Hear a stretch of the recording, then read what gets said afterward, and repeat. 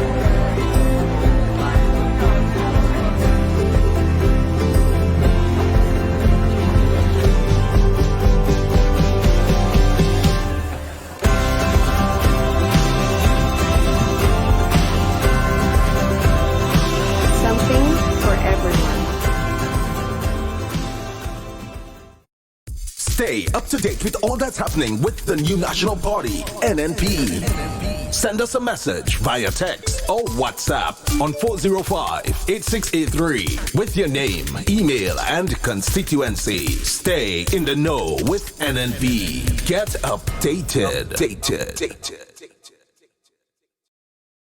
8 p.m. sharp. 8 p.m. sharp. Saturday, January 25th at the Sutters Bus Terminal. It's the final of the National Celebrations Committee Independence Calypso Monarch Competition 2020. 11 artists have been selected to challenge the reigning monarch, showing us the sour support. Admission free. Come out in your numbers and witness for yourself. Will Sour Support hold on to his reign, or will Rootsman Kelly, Teacher Eddie, Hawks, Stunner, Zena, Gun, Katura, The Reporter, Denson, Professor Shaggy, or Royalty rise to the occasion? Only time will tell. Remember the date, Saturday, January 25th, 8 p.m. Sutters Bus Terminal. It's the final of the Independence Calypso Competition.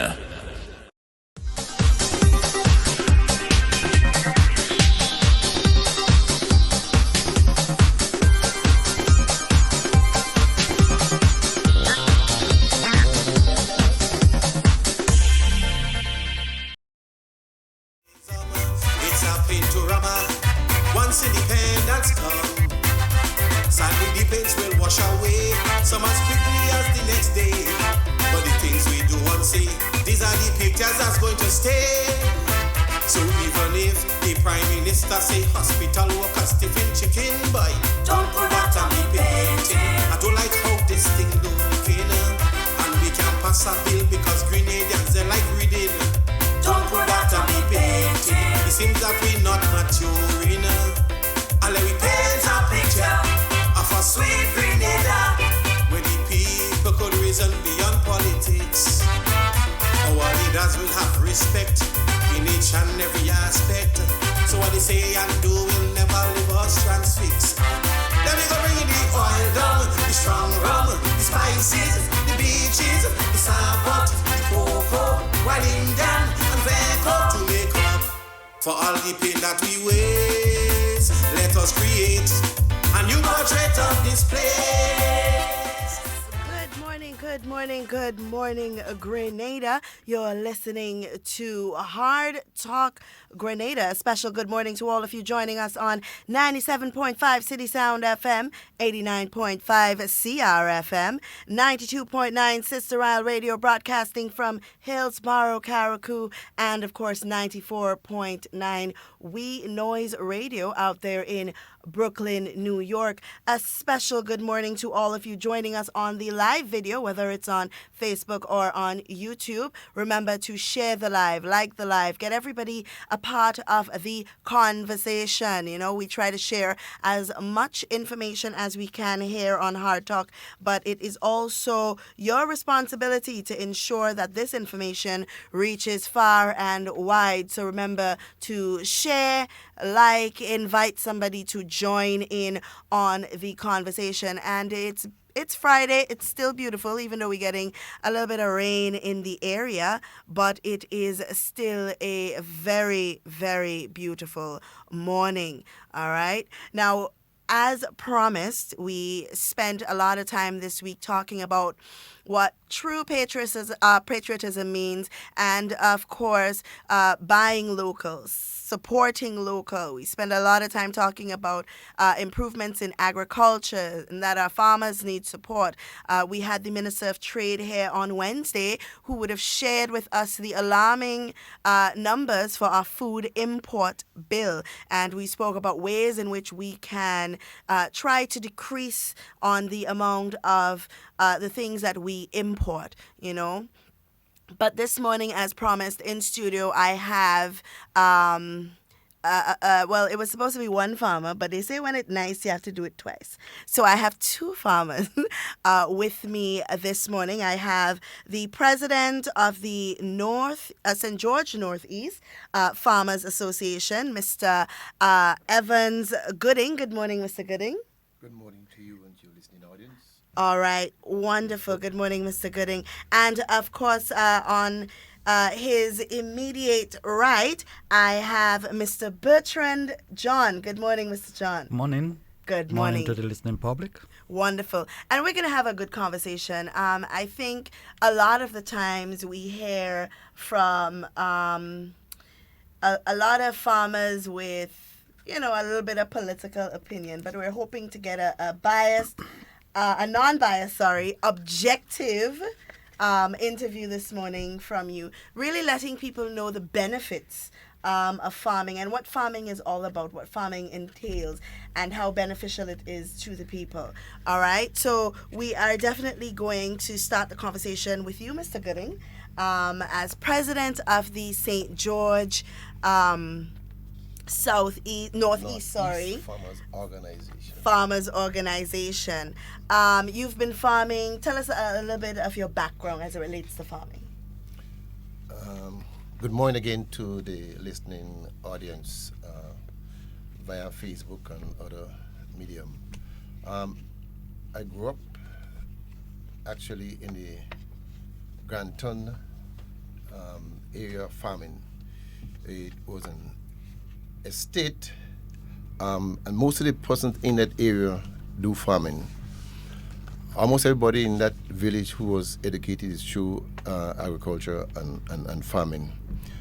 My father, who was a lifetime farmer, I get up every morning to go to the farm with him. I gave up farming for a couple of years, went to the United States and came back and went back to my passion, farming. Agriculture, for me, you have to have a passion for agriculture. Agriculture is not really a hit and miss.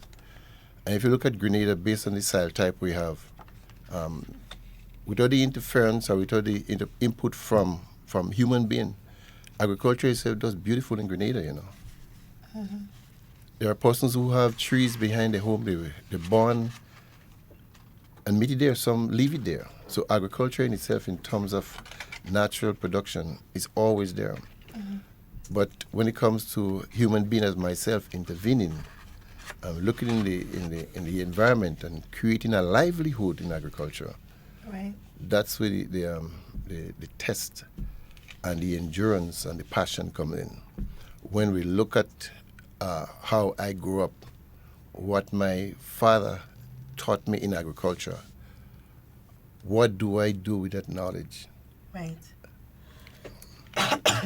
All right. And what type of farming or what type of crops do you produce?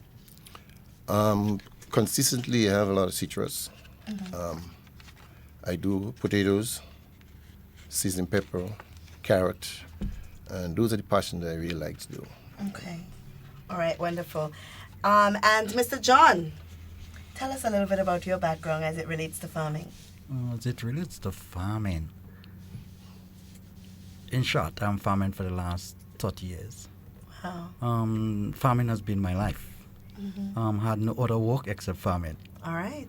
The crops that basically grow these days are watermelon, cantaloupe. We do quite a bit of soursop for the export market. Lots of bananas and plantains. Those are the crops that we sort of specialize in. Okay, that's wonderful. So both of you are very grounded in farming. You've been in it for years, so you have a wealth of knowledge as it relates to the craft or the skill that is farming. I spend a lot of time trying to get persons to understand the relationship between farming and tourism and how important one is to the other. And I don't know which one of you would like to speak on it first, but just share with us, in your experience, how important do you believe, from your point of view, is farming and tourism, is that relationship between the two? Yeah. Tourism, to me, when persons come from abroad into Grenada to look in terms of the agricultural sector, a person growing up in New York City, one of the largest cities, they go to the supermarket and they buy the produce. It may taste good, it may look good. But when a tourist comes to Grenada, they don't want to go to the supermarket to go and buy another product. They would like to see the origin of it. Go to the farm, taste it. And I think when they have the experience from that standpoint of view, as opposed to buying it in the supermarket and see how it's actually grown. Because a lot of persons don't know how these products grow, you know. Right. They may see it on television, they may see it in the supermarket and in videos, but to actually go to a field and to experience that, I think that's where you have to have the link between agriculture and tourism. The tourist guide, the tourist boat should look in terms of the agricultural sector, knowing who is doing farming, where they can have tour guides to actually go on these farms and actually have the experience of seeing the product, how it's been grown, and actually taste it in the field. Right. Mr. John, what about you? In relation to agriculture and tourism, there are inseparable entities from a Grenada standpoint. Okay. We have a very small population. We don't have plenty of people. Our market base is limited. And in a lot of cases, we depend on foreigners, tourists, to come in and purchase some of our stuff. The quantities that we tend to produce, it might be too much for Grenada, but not enough for exporting in a lot of cases. Right. So you're the in between. Okay. What I would like to see is a lot of merging between the agriculture sector and the tourist sector. We still functioning as two sort of a separate entity. We don't, we don't function in a cohesive way. Because let me give you an example. I've been to Jamaica and noticed that they have farms where you have sort of agritourism. Right. Tourists comes, they milk the goat, they get the children, doing those. Sometimes you have little huts and stuff built there that the people rent and give the children those kind of experiences, you understand? Right. Of what life is in the Caribbean and in the tropics, and those kind of things. They milk the goat, they boil the milk, the children themselves, drink the milk, and they pay exorbitant price for those things. Right. Maybe we can't compete with these guys for nice hotels, a nice beach, and they have all those kind of things. What they're looking for is, as most people who travel, they look for an experience of that country. Right, a more authentic experience. Exactly. Right. And those are the kind of areas I would like to see us, growing, because when the tourists come with the money, we want to take all. And we need to find ways and means of taking all. That's what it boils down to. Right. When you think about the health aspect of things, think about the import bill for food is exorbitant. Yeah. You understand what I'm saying? I think the food that we consume are 70 to 80% of it is being imported. Mm-hmm. So it means that we, for agricultural based country, this is not good. It's not good.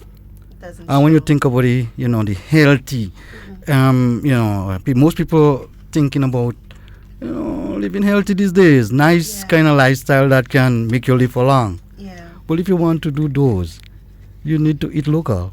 Yeah, absolutely, and that's what we've been appealing to people for however long, that there needs to be more support locally for our farmers. And I know a lot of people tend to, when you say local support, they tend to gravitate towards blaming government and saying that government needs to do more for farmers.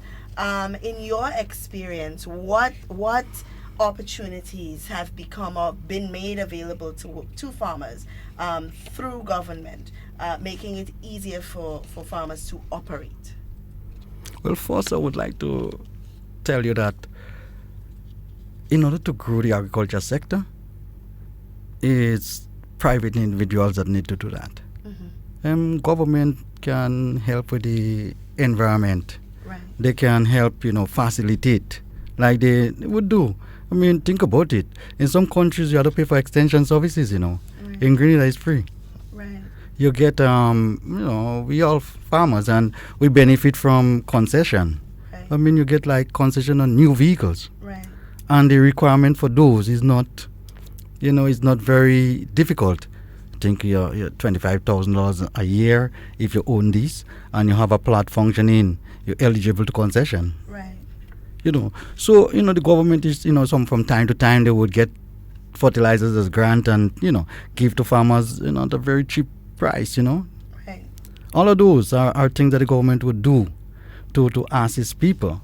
And I think that handouts don't drive your agriculture sector. Right. People have to set out and see this thing as a business. If you're constantly getting handouts, people giving you things for free, there is no need for you to go labor, Yeah. because you always getting it for free. Right. Agriculture need to be seen as a business. Mm-hmm. You invest, the government has to play its role, the individual farmers need to play the role, and the politicians and stuff need to play the role. Right. It's a collective approach. A collective approach. And, government need to create the right kind of condition, the right kind of atmosphere, so, the farming community can grow. You can get things at a, cheap price, provide the service wherever necessary. Right. But to say the government, have to give you thing every Monday morning, you don't work like that. Absolutely. Now, Mr. Gooding, I know that from conversation, you do a lot, you focus a lot on local sale, like the markets and the supermarkets and so on. So you have a lot of access to local purchasing of your goods. Can you just explain, how has that been? Do you think that Grenadians are very supportive when it comes to purchasing the goods from local farmers? Yes. The priority agriculture sector in Grenada, in terms of looking at export market and looking at local consumption, the general public have a problem with the taste bud. We seems to like to taste a foreign product, and when we taste it, it's like we have a stick-to-itiveness for. Take, for example, cassava. Cassava is a healthy product, and so much different things you get from cassava. I know for many years the Food and Agricultural Organization was trying to bring agriculture to the table, and for some reason the millions of dollars are spent in cassava. I really don't see it getting to the table as much as it should. Right. We used to the farin, and we use to the folks will make the dumpling out of it. But if you look in terms of food security and food safety, I see cassava as one of the products that we really should, in terms of the government, should really push, and the private sector, the hotels industry to put cassava. And for me, I grow cassava only when there's a request for it, right. from Cardi and these places. But the problem in Grenada is really to get the citizen of Grenada to locally. I know we have a program saying eat local, buy local, and I don't think that maybe the general public is educated enough in terms of actually the product. We hear it, but are we really doing it? Right. I don't think we actually carrot. We can't grow enough carrot locally here for the local population. Right. We see from time to time carrots come in. The problem again is production. We as farmers really does not produce the quantity of carrot as should be consumed here. Because every time I go to Foodland, Mr. Mitchell always telling me, where's the carrot? You're not keeping up with carrot production. Right. As BJ mentioned, melon. What is sweetest melon you could take? And I mean, I've traveled a lot of places over the world, and I eat melon. What is sweetest melon you could take is here in Grenada, yeah. Right. And as he said that, the 6 soil type that is in the world, Grenada have all 6. So again, and we talk about our soil here. And maybe that's the reason why I produce the taste in some of the food that we have here. But we do produce quality product here. But is the local population really have to get serious in terms of eat local, buy local, and really eat into the local product. But in terms of production, the breadfruit, the oil, don't name it. We really produce the product, and maybe sometime again, it's the preparation of it that gets people turn off from it. But in terms of local produce, we have enough local produce, so we don't really have to look for export market. Okay. What about you, BJ? In terms of the sale of your product and people supporting the local farmers and purchasing, because we speak a lot about, as Mr. Gooding would say, eat local, buy local. But do you see that support from locals? You see, we need to take a collective approach. Life is not segmented. A lot of things are interrelated. So we need the educational aspect of things to kick in and start educating people as to the reason why they should eat local. Right. I mean, let me give you an example. The world is a global village, and everybody trade these days, and everybody become competitive. The world becomes a very small place, and therefore, what you find is that economies of scale tend to kick in. Yeah. I mean, if you're getting imported chicken for 10 cents, why buy local ones for $1? Tell me. You understand what I'm saying? Yeah. The only thing that can make you do it is if you are educated differently. Right. As to the health benefits and those kind of things. Food and nutrition need to start, jumping aboard and saying, hang on, you can make different products from some of the local things that we have. Right. And let me give you an example. We have lots of things that we wasteful in Grenada bad. We have a lot of things that we are discarding, and we can turn them into useful food. Right. But I guess when you're living in paradise, you can do anything. You understand what I'm saying? Yeah. So you have the educational aspect need to kick in. The first time I ate cantaloupes, I stayed a year before I eat the second piece because I just didn't have the taste for this thing. Taste is something you have to acquire, Acquire. So like in your school feeding program, you need to start, slipping in those little things there. Yeah. So by the time the kids reach, 17, 18 years, they acquire the taste for those kind of things. Right. The foods that we have, that we have in Grenada are much better than the imported foods, You don't have no two ways about that garbage you're importing.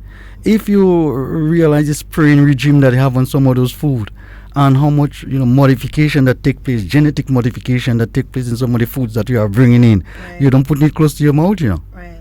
But in Grenada, we don't educate we people enough. We just I mean, let's face it. Everybody have internet and television and everything these days, you know. Yeah. Think about the quantity of bombardment you're getting in your head every day.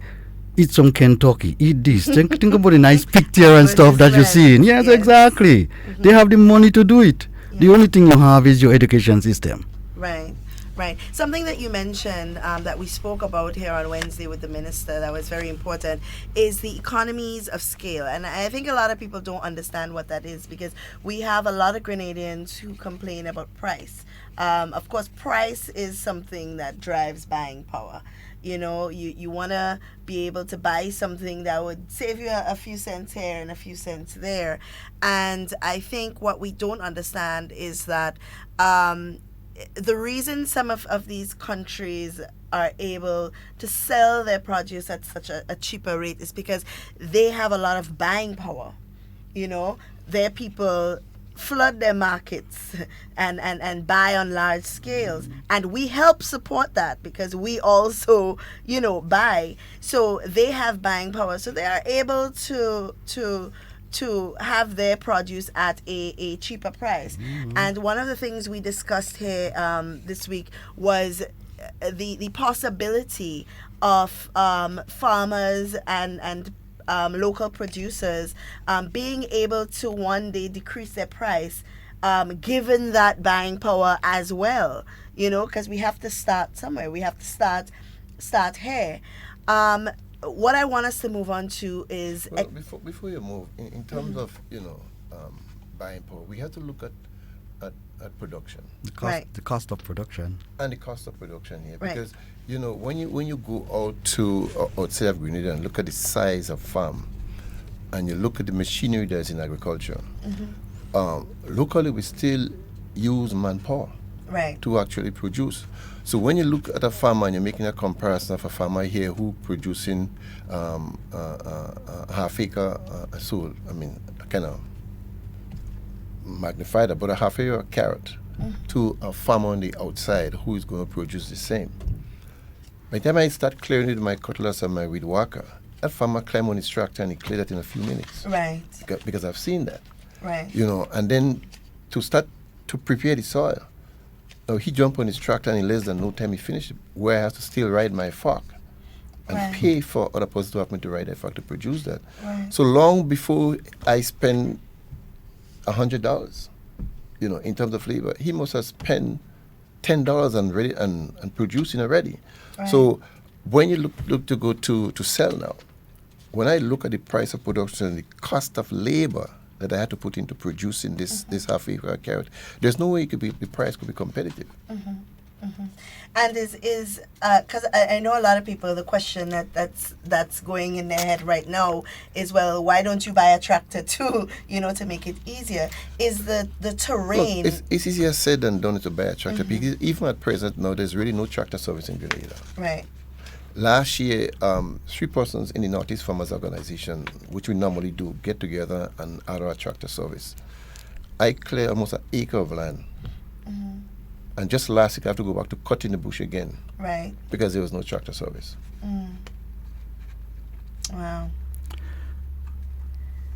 So in terms of looking how a person produces to buy a tractor, it's not as simple as buying a tractor, because I might buy a tractor, how often do I going to use that tractor to actually till? And it's not advisable to actually continue every year to till your soil. Right. So in terms of buying a tractor to I think it's a little beyond that, you know. Yeah. Brethren, agriculture need to be structured. Right. Well, yes. It need to be planned. Yes. And farmer cannot just decide to take an individual approach and go about doing things. He has to do things based on the policy and you know, guidelines set out, you know, based on the order of the day. Right. Let me give you an example, man. What sense does it make producing something and you can't sell it? And you can't sell it, yeah. You need to have guaranteed market. Yeah. In the absence of that, what do? You just whoop in. Sometimes you connect, sometimes you don't. Yeah. Therefore, marketing board needs to come in. The biggest trader of fresh fruits and vegetables in the country, they need to start functioning and functioning properly. That will take up some slack. Also, you know, I'm not saying that farmers cannot do their own thing, but those are the kind of objective as to why those entities was set up in the first place. Right. And they need to get themselves working and functional. You're talking about some of those commodity goods and stuff like that. Right. Nutmegs and cocoa and whatever. Those things need to straighten up and start getting the house in order. No, but apart from the policy makers, apart from some of the institutions, I still feel that we as farmers still have a part to play in terms of consistent production, in terms of, I know we have quality. Right. I'm not one to say Grenada. We have quality of produce here in Grenada. But the consistency of producing the product, even for the supermarket, because even now, I was speaking to even BJ here, and he told me he's doing well in planting now. Why is he doing well? Because every farmer who produce planting really don't have planting on the market now. Right. He could reap a harvest now. And again, it's going back to it's how many percent of the area we planting. Right. I can't tell you planting when to shoot. Again, it's how you prepare. You have to structure the planting in such a way. You need to plan it so you get consistency. Right. Let me give you an example. 15 years ago, I noticed for the last 3-4 years, ensuring that 15 years, that there was a marketing body who always send me something they call a newsletter. So I could have seen the price. Right. I noticed the price for planting was like $2.50, and I thought for a place like Grenada, that's exorbitant price. People not supposed to be probably paying more than $1 per pound for planting. I imported 500 planting plants from Israel, planted those plantings after the hurricane, and would have sold 40,000 planting plants since I brought them into Grenada. Right. I had moved the price from $2.50 to 50 cents to a stage where people didn't want any. Right. Everybody stopped plant after that. Oh. Now there's a scarcity on the market again, and everybody is requesting plants now again. Right. So you understand the turbulent, way of we going and do things. Well, it shouldn't be that way. So you still go back to the consistency of production. The point I'm making is that if there is a guaranteed market, you will have consistency in production. Right. If there was a consistent price for that product, you would have it consistently being produced. But when you have this price fluctuating left, right, and center, you can have consistency. What's about when you have plenty and nobody wants it? What do? What's about a farmer who has just a small plot and that's all he does? When you lose those monies, how do we start back again? Where do we get money to go back? How do we feed the children and stuff like that? But do you think it has a lot to do with farmers coming together and making a decision on what they plant, how they plant, when they plant? I'll give you an example. When there is tomatoes on the market, you would find that there are a lot of tomatoes. Everybody planting tomatoes all at the same time, bearing all at the same time, even seasoning peppers all at the same time. So at one point in time, there's a glut on the market. You're getting a lot of tomatoes at a very cheap price. And then at some point during the year, that just falls. Well, it has nothing to do, all right, with farmers not planting. It has to do with the season. Tomato is a seasonal thing. Right. And if you want it to grow differently, you have to get different varieties and grow them under different conditions. Right. For them to produce as they are doing like this time of the year now, where you have the short days and the long nights. The flowers set better. The temperature allow the flowers to even, turn into fruits quicker. At this time of the year, you get more pollination taking place. Right. So they're coming towards like August when the summer and stuff kick in. Then you have to get special variety of tomatoes. The heat during that time now dropping off the blossoms and stuff like that. So you're gonna find that there isn't plenty on the market at that time. What we need to do is to change the way and the method of farming. Right. We need to use science and technology and all the things that can lead to you producing food year round. Right. The guys them have winter, and they produce the tomatoes year round, Right. because they have greenhouses and they have heating system and whatever. No, those things are expensive, And I know sometimes it's hard for farmers to procure those kind of things. I'm saying those are the kind of things that you expect to see some of those NGOs and things getting involved in, and some of these agricultural, agencies and stuff that are here. Some of our, diplomats and stuff like that. Those are the things we need to be asking for with regard to producing things year round. Everywhere people have that problem, not just Grenada. We could produce tomato year round, but we can't overlook the fact that we do have climate change. Right. I've seen it. The people still don't believe in climate change. But climate change, as far as the agriculture sector, is real. Right. And when we look in terms of using condition where you create to grow some of the vegetables that we're talking about here, there's no greenhouse in Grenada. We have shade houses. We don't have no greenhouse in Grenada. For example, I went to Barbados and see they're producing pepper, seasoned pepper and bell pepper in a greenhouse. And it's totally computerized. Right. And even the bees they use for pollination was imported from Israel. Wow. And when the crop is finished over 2 years or so, you go in that greenhouse and you see absolutely nothing. They take everything out and they wash the place, sterilize it. So in terms of consistent production, here you have a system where it's mechanized, but you have consistent production all year round. Grenada don't have that type of environment to do that, as we hear now, because there's no really greenhouse. We have shade houses here. As much shade houses that we hear, I prefer grow outside than to actually go and grow in. No, seriously, because most of the places you have is a heat tunnel. Right. Because you're trying to create a place to grow. But in the process of creating the place to grow, you're actually putting something that's defeating the purpose. Okay.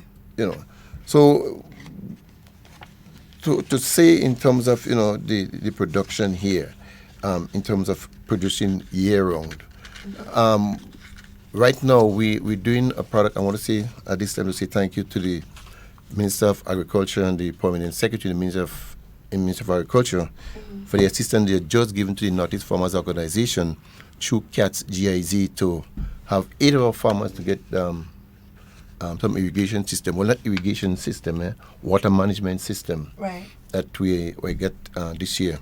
And again, it's a purpose to assist some of our farmers in year-round production.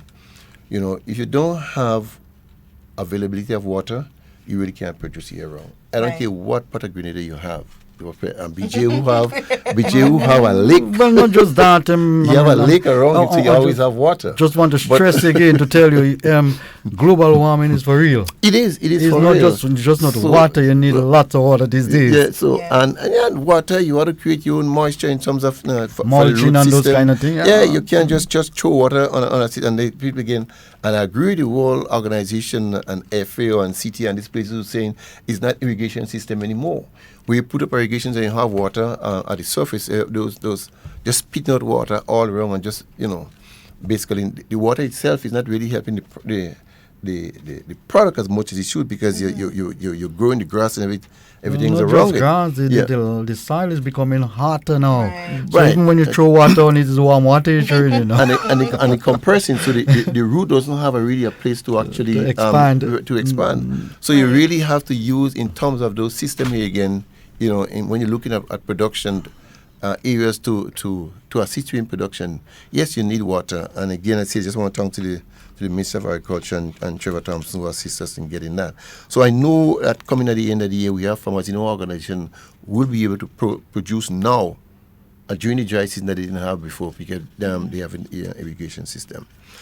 I know, BJ, we would have spoken a lot about community agritourism. Do you want to tell our listeners a little bit more about that? Because I think, like you said, it takes everybody, really, to get this thing off the ground and to get it going. Do you want to tell us a little bit more about what community agro-tourism involves? Well, let me give you a simple example. Take, for example, our soursop, which is fetching exorbitant price on the international market. We can identify a village. We can plant up that village. When time for harvesting, we like this time of the year, you have tourist boats and stuff coming in, and the tourists have nowhere to go besides Granitang and Anadale and a few other places. Right.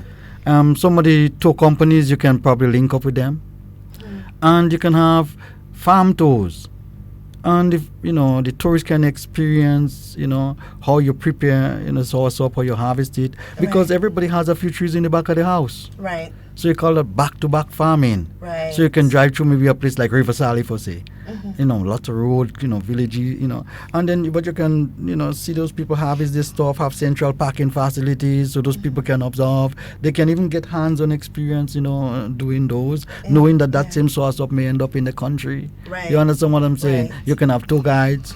You have other historical sites close to those things, so the people don't feel bored. I was on my farm yesterday, hungry and tired, and was eating a watermelon. And a tourist bus pull up, up at the top of the lake, and, before I can cut a little piece, the tourists swarm me, and everybody want a sample. Right. It's not that they don't custom eating watermelon. They want to taste what it's like in Grenada. Yeah. The time of the day was very hot, 2 o'clock in the day too. Right. You understand what I'm saying? So there might be avenue. In a lot of cases, you can have a produce, but if you're not distributing it properly, you're not going to get it sell. Right. The demand couldn't be there, Yeah. But the distribution, you understand what I'm saying? So not everything you have to pick up in a bulk and go and dump somewhere. Right. But at the same time, you need guaranteed market. Right. Or else you're just gambling, you're just, hoping. And people who live in a hopeful way, enough time they end up dead. Now the minister... In terms of agritourism, we have to be careful in terms of when we going out and doing that. I think, as B just say, it really have to be organized and select farms that you're going to do to have tourists come on your farm and actually participate in harvesting and eating. I went to a farm in, I think it was St. Vincent, one of the islands here, and while we were on the tour, the owner had a dog. And somebody said, look what happened. The dog actually go next to the lettuce bed and was urinating. So when you bring in tourists to your environment, you have to make sure it's an environment that is set up. Absolutely. What you're looking at something that you think So that you're promoting. Selective. Yeah, you have to watch what you're promoting. Right. So when they go on your farm and see something that's practiced, and let me tell you something, don't underestimate any foreign persons, whether it's black, white, pink, blue, Chinese. Everybody have a recording device. Yeah. So one person will go and want to run a record. We're talking in terms of our startup industry. Any other somebody could destroy just by one picture. By That one is picture. true. So when you want to go into agritourism, we have to be careful in how we actually going out with that. Okay, great. In the setting up, because the minister and I would have spoken to extent about the setting up of cooperatives, and he was impressing the importance of cooperatives as it relates to farming. What is your view on that aspect of farming, of farmers coming together and setting up cooperatives, not just for production but for manufacturing as well? Well, as for me, cooperatives, so many cooperatives have started and failed in Grenada that you tend to give it this bad connotation towards it. However, I think the principle of cooperatives, I sort of like it. Collective, people getting together and, do things in a unified way and those kind of things. I think the problem with most of those things is that people are not educated to deal with those things. Right. You take 2-3 people together and you tell them they form a cooperative. They don't understand the rule of a cooperative, the principles, what it entails, and those kind of things. I mean, people, for one reason or another, mistrust each other even before they even get close to each other, Right. And, cooperative is built on trust. Right. And if you notice, a lot of the monies that come from donors, that's what they sort of, that's what they aiming at these days. It's like, why don't you get a cooperative going and, then because they want to help people in a collective way. They sort of don't want to go and deal with the individual person, because they want, they want whatever they're doing to reach out to other people. Right. So I think the principle is good, but I think a lot of work needs to be done with regard to educating people about cooperatives in Grenada, because there is no sense in you setting out to do something. The objective is good, but the people who have to execute doesn't know what it is they are doing, Yeah. and that can be the problem. Right. I agree with BJ. I watch cooperative because, and most of the encouragement to get it now is because the availability of money. Right. So you want to have the cooperative, but when cooperative is persons, Yes. And long before you had the production, if you didn't have a good team of persons together, the cooperative not going already to work. failed. Yeah. Northeast Farmers Organization been existing for over 20 years. We're not a cooperative. We are still an NGO. And I will still stick to an NGO for the time being. Because when you watch money, it's a thing that will divide families, almost anyway. Once you have money as the main factor in the group, sometimes it don't last. Right. As an organization, NIFO, every member still responsible for his money. Right. We may sell to the organization. Everybody, you're from NIFO? Yeah, and you go to any other institution, say from NIFO. We sell that first, but they have themselves sell and collect their own money. So while they have the backing of an organization to support them, they still control their own money. Because when you have to sell a product and have to look at the distribution of the monies that is collected within a cooperative, I feel, as DJ says, still education in terms of people to understand the system of a cooperative, Right. as opposed to just going and form a cooperative. All right. And guys, our lines are open. If you have a question that you would like to pose to whether it's BJ or Mr. Gooden, you can do so. The number to call is 440-7377 for local calls, or 347-329-3101 if you are overseas. Remember, you can post your questions on the live video, and you also have the option of sending us a WhatsApp at 440-7377 as well. So if you guys were to appeal to the Grenadian people for the formation of cooperatives to support farming, what areas would we be looking at? Are we looking at manufacturing for the goods that you have? Because sometimes we do have a surplus on the market. We do have a glut on the market. And then in that case, what do we do then? BJ and I agree, prior to coming on air, that we need an institution here in Grenada we could process. Right. As you said a while ago, there's always a surplus in the mango, the soursop, golden apple. We always have a surplus, and this is a thing that you don't have all year round. Right. But now you have the soursop and you have the golden apple, but 3 months from now, where is it? Yeah. So we need to have an institution where we can do, some serious agro-processing. We need to have an institution where you could have a volume of storage. I know Market Board at one time when they get so much oranges on the market that they say, look, we're gonna store the oranges, and it turned out to be a problem. Because how long what is the shelf life on some of the product you're going to store during the year when it's not available, So again, I know if BG want to talk more in terms of storage capacity, you have a surplus now. How are you going to store agricultural produce? Costs a lot of money. I mean, you're talking about the burn electricity right through. Right. And some of the produce generally cannot be stored for long. Shelf life. Just the nature of the crop. I have the opinion that we sort of are wasteful with regard to how we basically preserve our stuff. We just keep it there. If it's spoiled, we just dump it. Yeah. I'm saying that we can start thinking about drying our stuff. There is solar dryers and stuff that people can purchase and, do those things. And people can form themselves into cooperatives.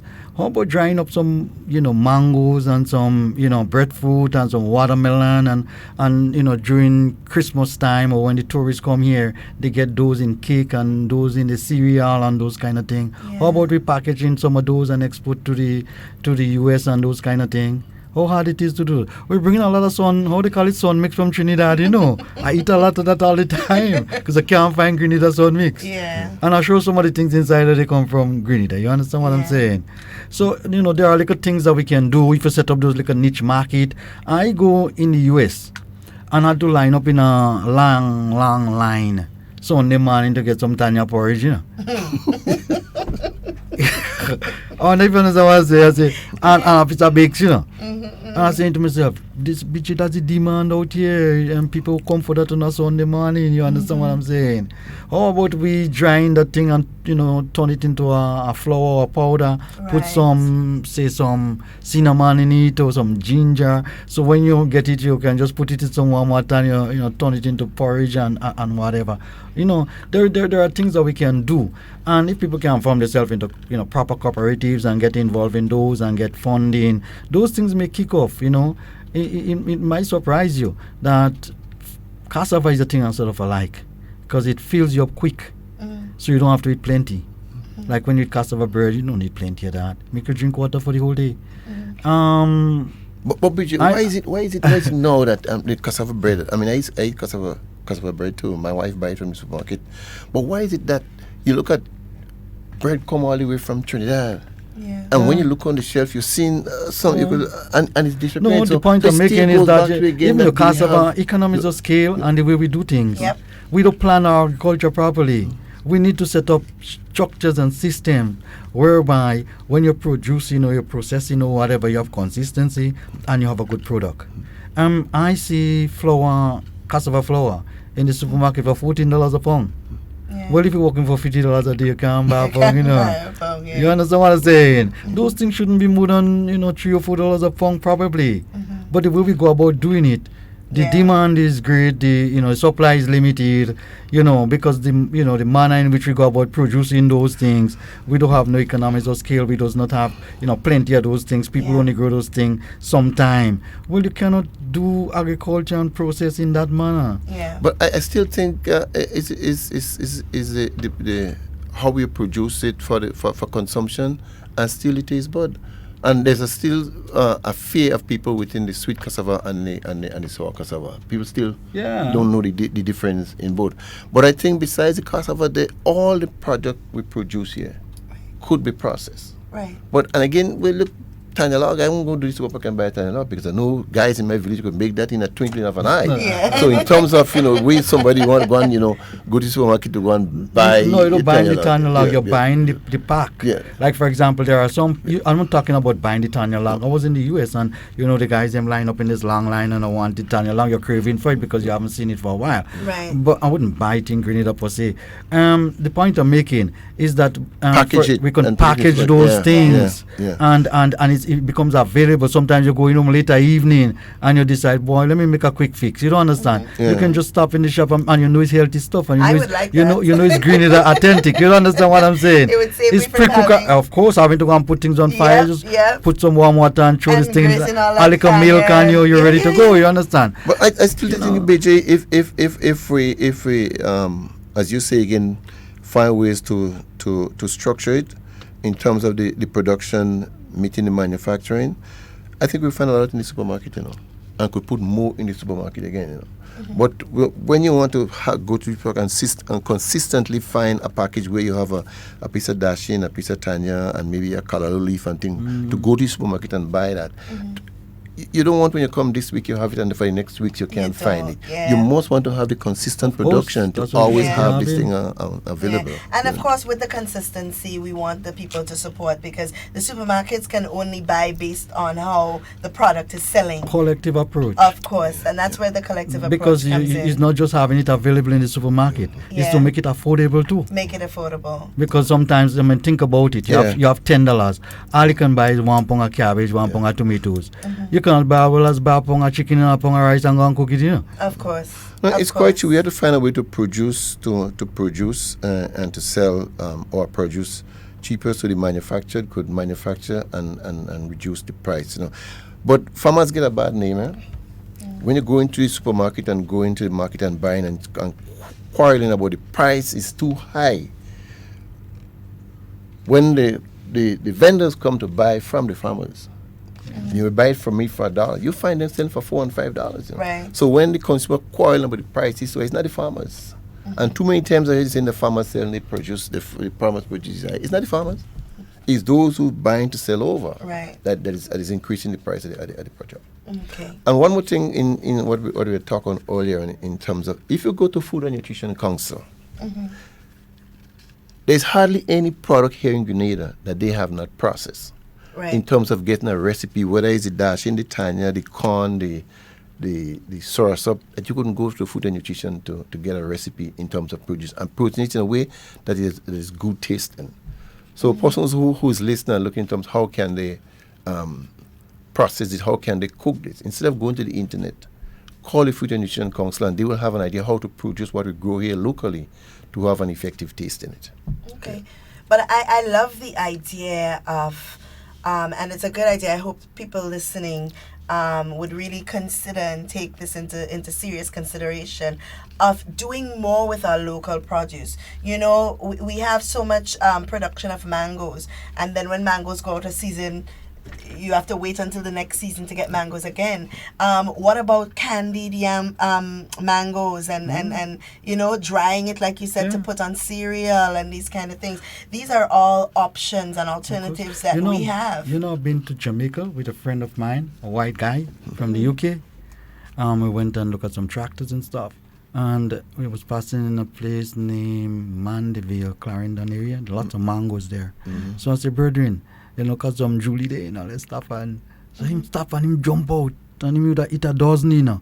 And I said, brethren, you can't eat too much of that, you know. We have to get a plane to go, you know, and we have to go into the washroom regular. So him say, boy, VJ, you're joking. In England where I come from, we never see fresh mango. All we've been seeing is dry mango. Right. You understand what I'm saying? All the mangoes I ate in my life is dried mango.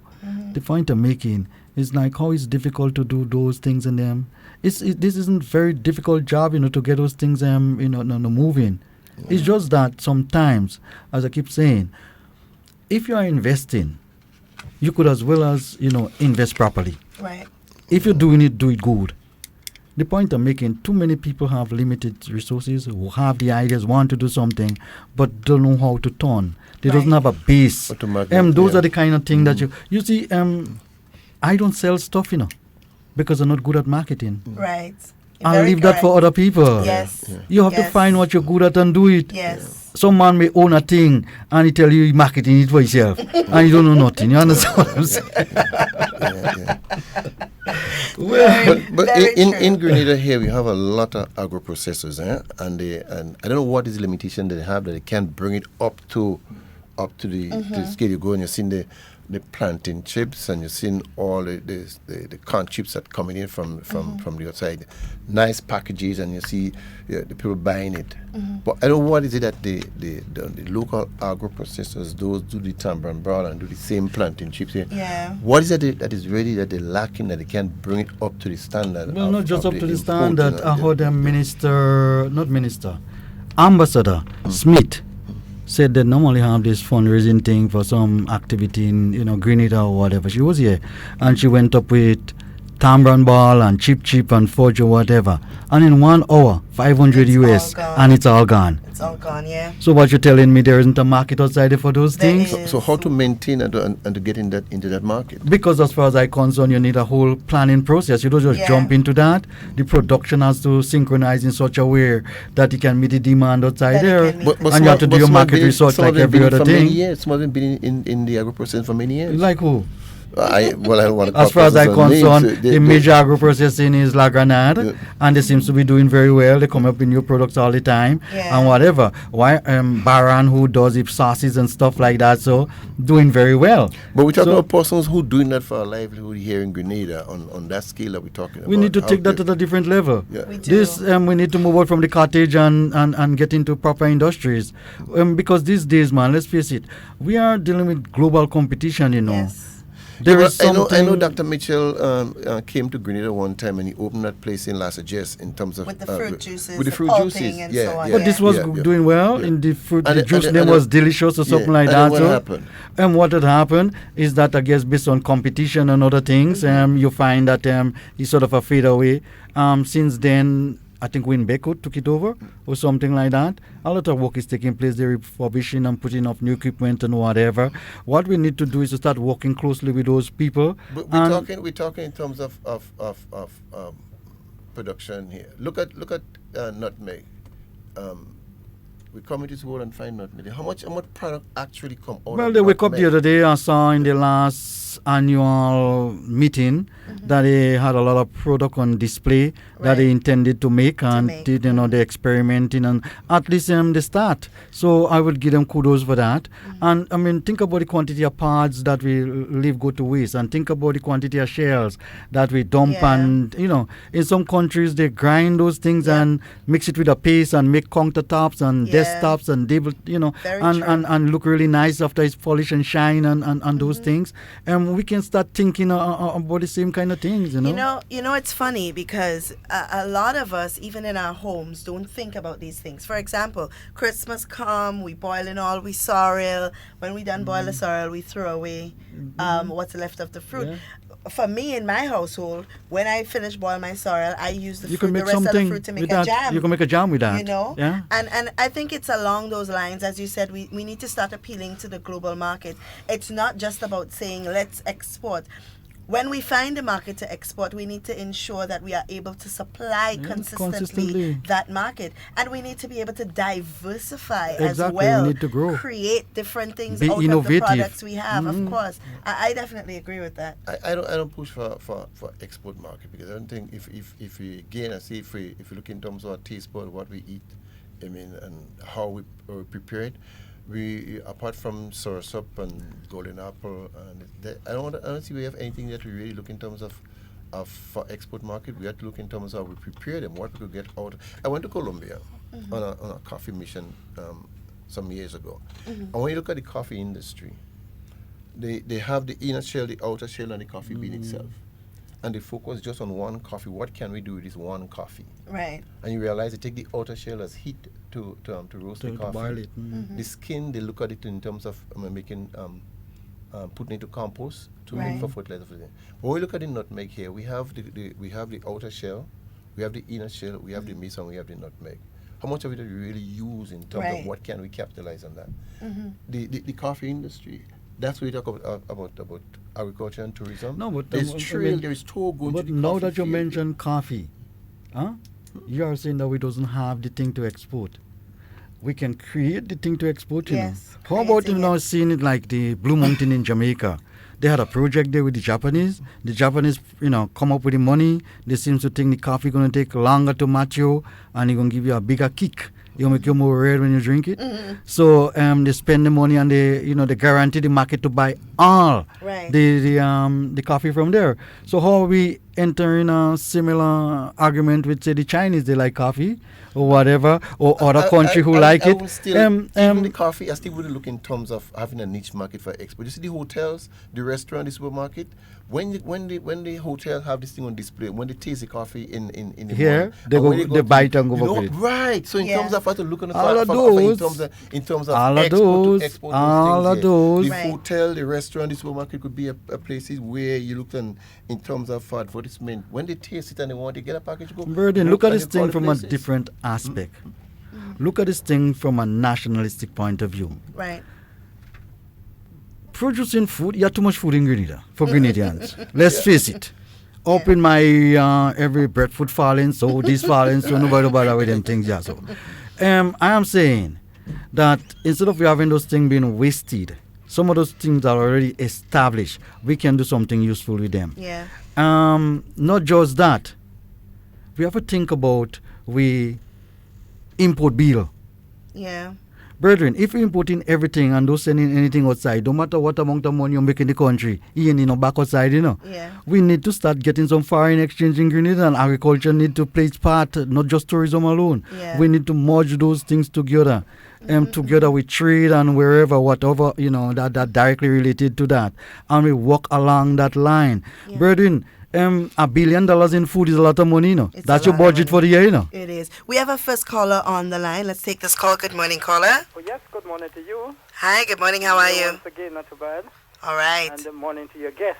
Morning. I'll tell you something. This, I'm really soaking it. I listened for some time, I soak in these things. I don't know where you guys come from. Is there one person for and another against? No, but that's healthy conversation, though. I tell you, I looking at both of them, my friends, saying the same thing, you know. I took bird in that, you know. That's for sure you're not biased into the agriculture sector, so I could see something that is wrong. As a farmer from 9 years to where I am, what I did for the economy and what you're saying there, look, we are our own problem. Because market is one of the things. I preach market. Our farmers are not lazy. We can produce anything that we want, but we have to find a market. And if we cannot find a market, I'm saying diversify into what? Tourism to consume what we produce. And so those are the things we have to go in. But the nutmeg, I, as a nutmeg farmer, who used to be a nutmeg farmer, because I let the nutmeg field, I doesn't go in nutmeg in Kenya. You don't pay me high up in the mountain. But I gave the association a strategy a lot of years ago when I recognized that we have nothing to throw away in nutmeg. From the leaves to the pod to the shell, we have nothing to throw away. And they had been throwing billions of pounds of nutmeg pod. And also the remains of the nutmeg when they do the oil. But still complaining and not making men say, okay, let me give you an idea here. Because I have two products that I can put on the market that I discussed with the IDC and the Produce Chemist Lab. But I have not given it to anybody because I'm not satisfied with what I was hearing. But two products that if it goes on the market, it will be world-renowned. Nobody else has that will produce that. And we have the material right here to do it. You know, if we could actually, as I said to them, let me backtrack. I said the nutmeg pod, what you can do, just as you're buying the nutmeg, you buy the nutmeg pod and you process it into what you call a syrup using our sugar cane, right? You now have to put up silos, stainless steel silo, because I can't put that in metal, stainless steel silo. And you have these nutmeg derivatives in this silo that you can sell to anybody, any other part of the world for the purpose of making the same jam, jellies, and other seasoning in food. So the nutmeg pod will not go to waste, and that is an industry for itself. The nutmeg, after you process and get the oil out, now what you're throwing away is what people need to put in the cake. So we should have the bottles, the small bottles, and you dry this thing properly. You maybe mix it with other seasonings, and you put it in the bottles, and that is another product for itself. So you have so much things that you could do with the nutmeg. They never responded. As a matter of fact, I was what you call outer space in the video because I was saying this impossible. Now I'm hearing the same thing. So who do you charge for the farmer not being in the position to help himself and to maximize his labor? You have to blame our leaders, and now send political leaders, the people who are managing the association. They are the problem. So you can't blame the farmers because the farmers can't produce anything that you want them to produce, but you have to show them the money. You can't show the farmer anything else. Don't tell me, oh, look, as in the past I farm and I wanted to have the bluest banana field. My banana field must look better than everybody's. And that was the love of it. Today, you have to show me the money out of the banana. I don't want to hear anything else. So let me ask you this. The ideas that you have, you actually bringing everything to production? The ideas that you just spoke about, you actually bring any of this product into production? If I did? Yeah. No. Why? No, because I started discussing with the IDC, and I explained to them the Produce Chemist Lab promised to actually cure it for me.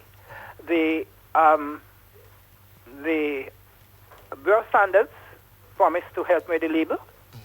The IDC was supposed to get back in touch with me because when I produced the product, they would now take it because I don't want to manufacture, and they would pass it on to someone who will manufacture the product, and so I would only get royalties on what I produce. You know what I'm saying? They never got back in touch with me. You see, and I'm not going to give anybody the what you call the things that I plan to use to the product because what I have, I think it should make something for me. But so I think it's a good idea. Will you consider just doing something at a small scale I mean, for yourself, just by yourself, do something on a small scale? Let me tell you, at my age, no. I will not do it at my age because, I think I need some time to rest. So would you look externally at some institution who want to buy it from you and patent it and sell it? Because it's a great idea you're talking about. But, I mean, and the only way you know how good that idea is if you start and something really produced from it. Yes. Because it would just be an idea that, 10, 15 years from now when you pass, you want it. It's such a wonderful idea. Without cutting your hair.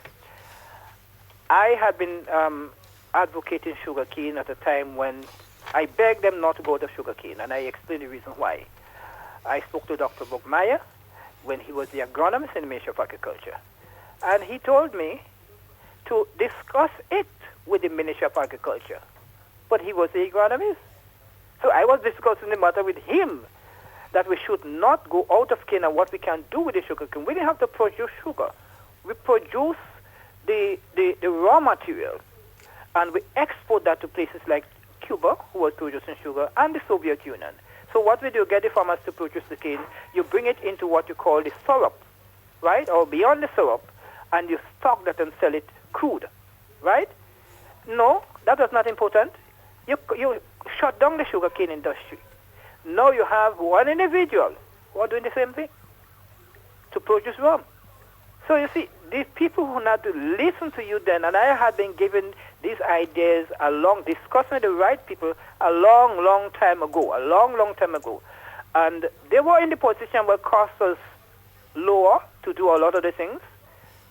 They took me for granted anyway. They took me for granted. Now it turned around to hurt this country. So you're asking me now to come forward with these ideas that I gave a lot of years ago, where we could have sat down around a table and perfect this thing and have a vibrant sugarcane industry doing not rum, but doing beyond rum, because you see, the derivative we have to use to put in the product, and we must use sugarcane, and we must need nutmeg, and we must need some other things that we have right here.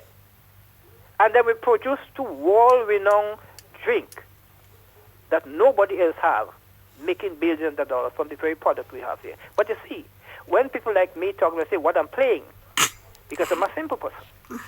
So we didn't listen to him. We're going to listen to the man who come from overseas and say the same thing. All right. Yeah? All right. Thank you so much for your contribution, caller. I do get where you're coming from, Mr. Gooding. And that's something that I've always been advocating for the longest while. Sometimes we have a lot of ideas as individuals, but we never want to be the one to produce on those ideas. We always think that it has to be somebody else to do it. And I mean, some of us probably don't have the know-how of seeing it into tuition, but that's where forming cooperatives comes in, and getting other individuals on board and being a part of, and not just telling, well, this needs to be done or that needs to be done, and this is the way that it can be done, and that is the way. Why not just say, well, let's all do it together? We have to do it together. Yeah. It's not let's say it, We have to do it. We have to take a collective approach with regard to the development of agriculture. We are shut up people talking in this country. We are not for that. It's execution we shut off. Execution, and that's very true. The caller have ideas, but I think there are persons who actually state that they have an idea and they want to hold it because they don't want anybody to copy the idea and run with it. But there's nothing private in the world anymore, Yeah. Because if you have the idea now, 15 years from now, when you go to produce it, somebody will still take it if they have to take it. Well, I find it's patented long before you come up with your idea. Before you come up with it, your idea become obsolete. And you have great ideas. But what is that great idea if you really bring nothing to light, you really produce nothing from it? Somebody will just talk about that man died with a great idea. So I think we're not into specific now. We should realize that adding value to things, using the raw products and turn them into things that we can, add value and so that's the way to go. Let me give you an example. We do bananas.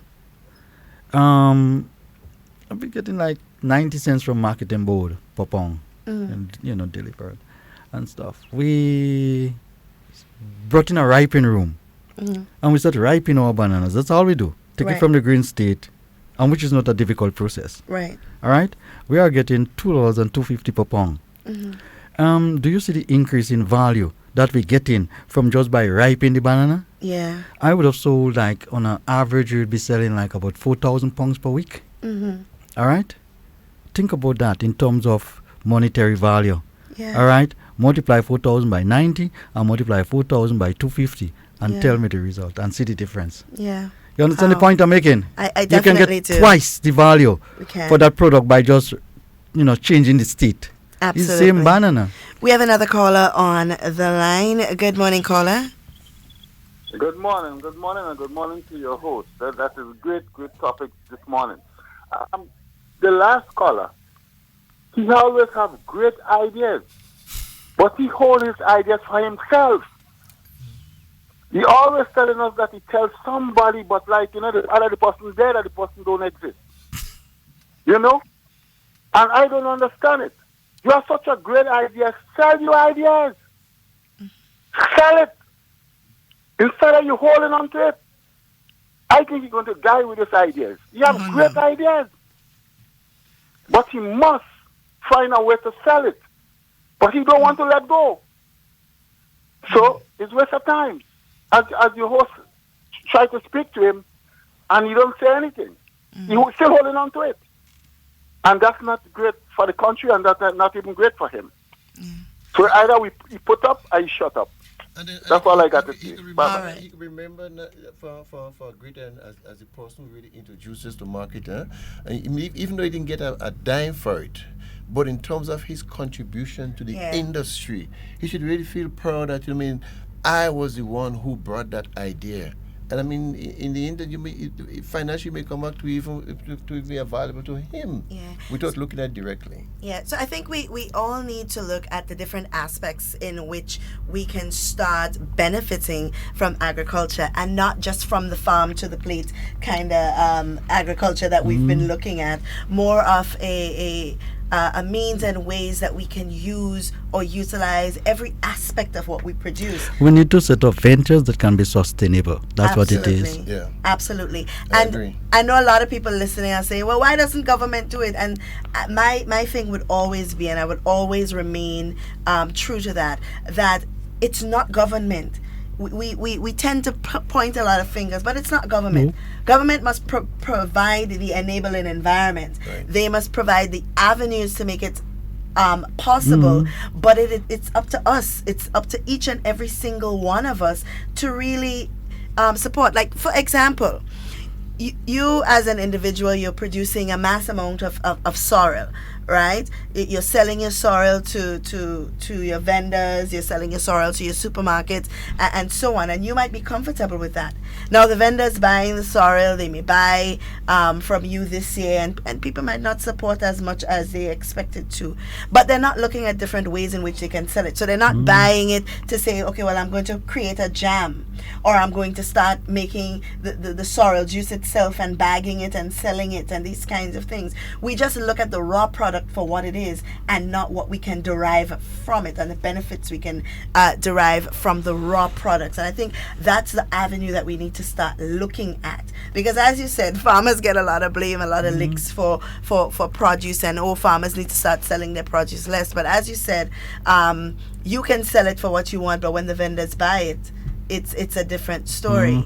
But I really do love the idea of us finding more innovative ways in which we can start manufacturing and evolving the produce that we create in Grenada, because as you said, Mr. Gooden, we have some of the best produce coming out of Grenada. Some of our produce that are some of our crops produced here in Grenada are second to none. Well, how comes that are getting cream of wheat before you put it in outside weaver infested? Right. How come we're getting it in a nice colorful box and are always getting foreign in our old plastic bag, that white through you can see right through it and stuff? Why we can't put it in a same box and export it same way? Packaging and presentation. Exactly. And all of those important. Yeah, that has and a lot to do advertising with and education and all. We have to take a collective approach. Absolutely. You understand? Absolutely. We have another caller on the line. Let's take this call. Good morning, caller. Good morning. Good morning. Hi, good morning. Morning. Yes, can you hear us? Yes, I'm hearing you all. Well, I'm here sitting listening to BJ and Mr. Goodin. And yourself. Some pleasant morning to you all. Thank you. Some of my concerns. BJ and Mr. Goodin knows very well what's going on with the industry, the agro-processing industry. And I'm hearing some comments, which I'm kind of a bit disappointed with. DJ highlighted in particular about the cassava flour. Yes, I know it is a bit costly. He also knows that when the farmers sell that cassava to the agro-processor, that agro-processor has to go. They have to clean the cassava. They have to dry the cassava. There is quite a bit of work that they have to do with the cassava. Now, he's saying that cassava flour is $14. I myself would not buy it. I find it's pretty expensive, it's true. But the other thing again, you cannot sit down there and say that cassava flour should be selling like $3 or $4 a pound. Because I have been around a farmer that was selling cassava, and I know they have been selling the cassava for like $1 and $1.50 a pound. So we have to be careful with the message that we are sending out there. Mr. Goodin, you all have been getting a lot of grant funding. That I know for sure. What can you all show us as agro-processors, because I am an agro-processor, what you all have done with all those funds? Right? So sometimes when we are saying things, we have to be careful. We talked about, listen, when you all talk about the juice factory down in Las Vegas, that juice factory, some of the issues that I have been hearing people complaining about, the box was too hard to open, and another thing again, the juice was fermenting very easy, quickly. And as processors, we have challenges. You talk about the Tanya log when you went to the States and you went in a line to buy. Fine. If we try to dry the Tanya here to make the log, you'll have to remember whatever is happening in processing, you must put a bit of preservatives in it if we want it to have shelf life. But Grenadians have a thing about them where they don't like preserves in products. You're talking about the niche market to ship things out. I used to send stuff for Turkey, and then I got one long list of a whole set of things, requirements that is needed. I had no other option than to stop. But it's not as easy as you all are thinking or you all are putting it out there. Now, I heard a caller call and he talked about the nutmeg products. And he apparently is looking for people to work along with. I'll give him this number, 440-5493. If he wants, he could call me. I could put him on to young people that is interested in processing. One of the things that I know we have a challenge within the cooperatives, the agro-processors, they do not have a high level of intelligence. And that is one of the biggest problems. A lot of people, they cannot read and write, and the only place they think they could put them is to make stuff. But one of the things that we have to understand is when people are consuming, remember agro-processing is about consumption to the human, eh? You're eating those things. So it's not, again, about just dashing things in pots. I am into processing. I am having so much challenges with fruits now. Previously, the things that we could have taken for granted, we can't again. We have problems with water contents in fruits and all those things is happening now. The solar dryer is a very good initiative. I mean, we go into dry fruits and so we have to look at what the Grenadians like. I try making products and don't put in coloring and so in it, and they don't buy in it. Mm-hmm. So you have to sell what the people want. Mm-hmm. All right. I am impressed with the program. Mm-hmm. It's nice to see that you all are having farmers on board so we could talk about what's happening. And Mr. BJ and Mr. Goodin, one of the things with farmers, again, when they realize that we're using the produce, what they tend to do is to jack up the price. I'll look into that. Goodbye. All right. Thank you for your contribution, caller. One thing I want to correct you in terms of saying that our organization get a lot of grant funding, and people have the wrong idea about grant funding. Mm-hmm. Sometimes the process you have to go to get grant funding, you wouldn't bother with it. But any of the funding agency that we work with so far, which is not many, every penny that you spend You have is to account accounted for it. for. Absolutely. Or is you want to get grant funding again. Absolutely. The few that we work with, they actually spend the money. Buying the product, anything that involve billing and so, and bring it and give it to us. Right. So we don't really spend grant funding money. And grant funding is not always money. Giving you money cash in hand. Right. They Sometimes give you education. Yeah. I even have a problem with grant funding. Because when you talk about you're getting 10,000 as a grant funding, by the time any of it reach down to you, the individual who really had to inherit it, maybe 3 or 4 percent of it that you really get on the ground.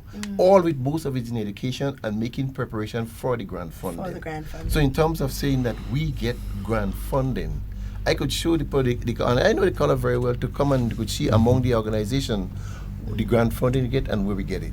There's no time that you get money in your hand. Even at the time when they encourage them to use local area for the beverage itself, they recommend some of them that do, and you have to bring the receipt showing that actually you buy 4 lunches for this person from here. Right. So grant funding is not as they call a meeting, and she's involved in grant funding also, so she's no. In terms of wanting to label an organization saying that you get grant funding, can you show it? Every penny that is spending in any of the organizations here in Grenada who receive grant funding, one thing that they have to do is do a financial report. I think before we proceed, I think the caller sort of quoted me regard the numbers. Don't quote me regard the numbers. I use numbers as references. Right. And don't say that it should be exactly what BG say. I just use a higher figure and a lower figure for correlation purposes. Not just that. I think the point I was trying to make is that we need to do things in such a way that can be sustainable, profitable, and on foreign exchange. Because let me give you an example. We were trying to get involved in cassava processing about 5-7 years ago, probably. And we were looking at equipment. All right? And there were these small machines that one of the university in Hawaii designed to process cassava. There is one that peels the cassava for you, so you don't have to bother with peeling. There is one machine that's grind it for you. There is another machine, that dries it for you, that blow dries for you. And by the end of it all, you can set the machine in such a way to get whatever grade you want. So if you want flour, you can get it in the end. And the process takes about 8 hours. Right. So that's like a day's work. And you can produce quite a bit of, a few hundred pounds well enough. The point I'm making, if you have those kind of equipment, then it makes life that easier. Then you can sell the produce probably for half the price that you are selling it now, just by using innovative, equipment, and by doing the things that are necessary to. Because let's face it, brethren, you're living in a competitive world.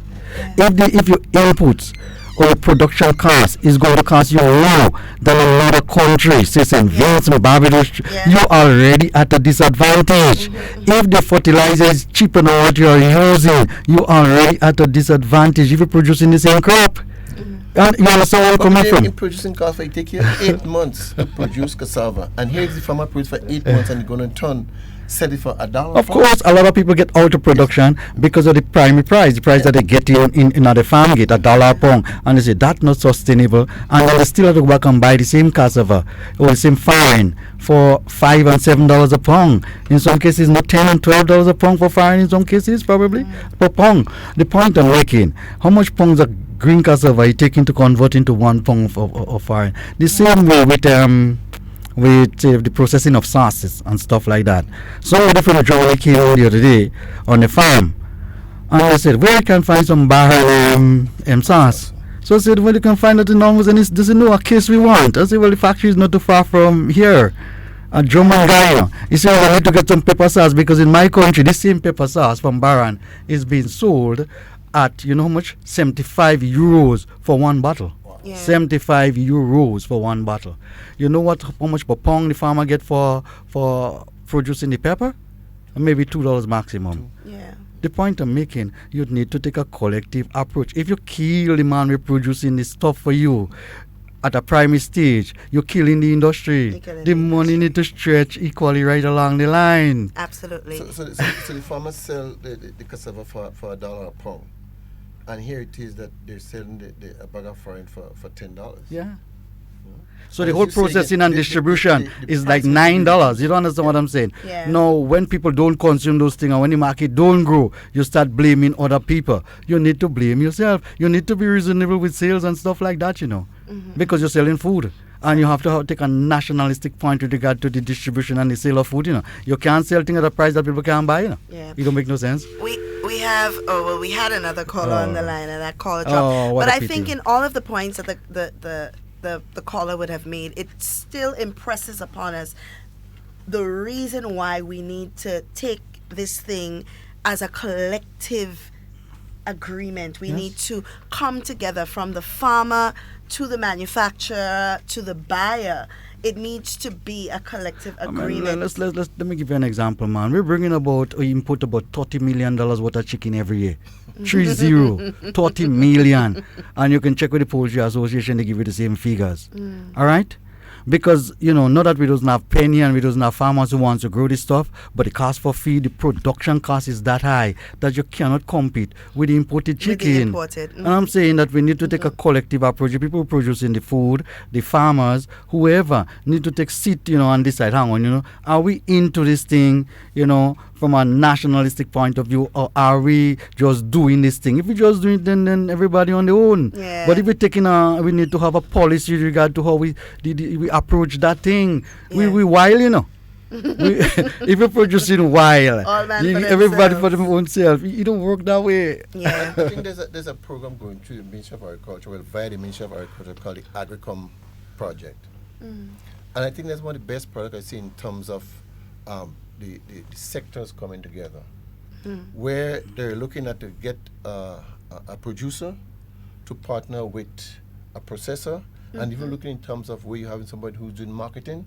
Before you get the funding, you have to have a link with any of this organization. Yeah. And I think it's a very good project in terms of bringing folks in the sector together, where you can see it's not the easiest project to get into, but I know that is one area in agriculture that you could actually get. Because in order for somebody to get funding to produce any of the chips, you must partner with a farmer. To get the product from the farmer.